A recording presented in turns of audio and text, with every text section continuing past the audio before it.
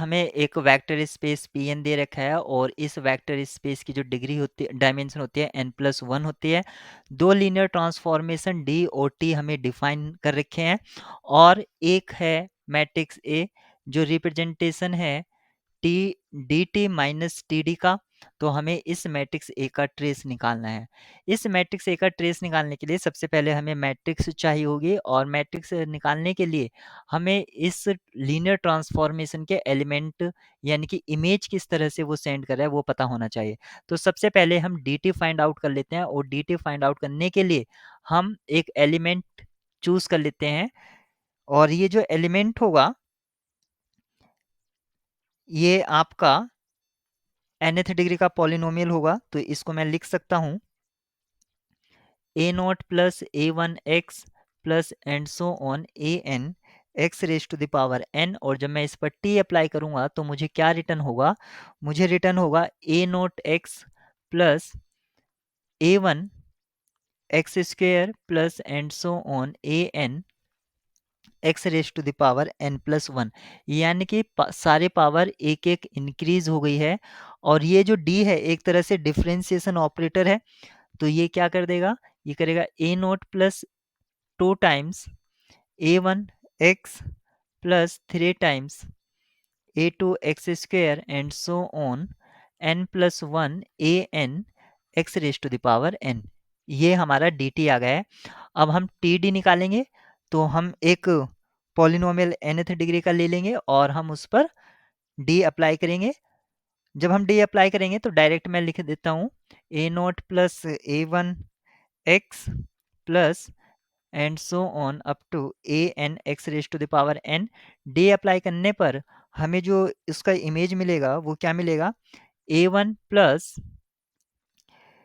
2a2 2a2 x plus and so on an x raise to the power n-1। ये एक तरह से differentiate कर देता है।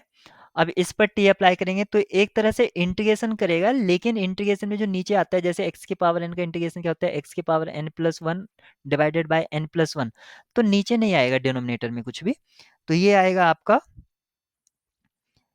a1x plus 2a2x square plus and so on n x की power n। इस तरह से हमारा dt और td दोनों निकल गया है, लेकिन हमें तो डिफरेंस ऑपरेटर चाहिए था, दोनों का डिफरेंस ऑपरेटर। तो डिफरेंस ऑपरेटर निकाल लेते हैं। तो dt माइनस td इन दोनों का जो डिफरेंस ऑपरेटर होगा तो हम एक nth डिग्री का पॉलिनोमियल कंसीडर कर लेंगे, वो यहाँ पर आएगा। और हमें पता है कि इसको हम लिख सकते हैं dt this minus td this, और दोनों का जो इमेज है वो हमें पता है। तो मैं इसको ऊपर से डायरेक्ट लिख यूज कर रहा हूँ। तो वो था a0 plus 2 times a1 x plus 3a2 x square plus and so on n+1 an x की पावर n, और माइनस करेंगे हम a1 x plus 2a2 x square plus and so on an x की power n। आप यहाँ से देख सकते हैं कि एक यहाँ पर कैंसिल हो जाएगा, एक यहाँ पर मतलब सब्ट्रैक्ट हो जाएगा। तो हमें जो फाइनली मिलेगा वो क्या मिलेगा, a0 plus a1 x plus a2 x square means an x की पावर n। मतलब जो इनपुट थी वही आउटपुट मिल गई है, एक तरह से जैसे आइडेंटिटी ट्रांसफॉर्मेशन होता है।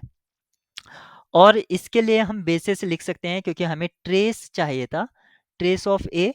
तो अगर इसके लिए मैं बेसिस लिखूंगा तो वो क्या होगा, 1x एक्स स्क्वेयर, जैसे कि हम एक पॉलिनोमियल के लिए बेसिस लिखते हैं सेम वैसे ही होगा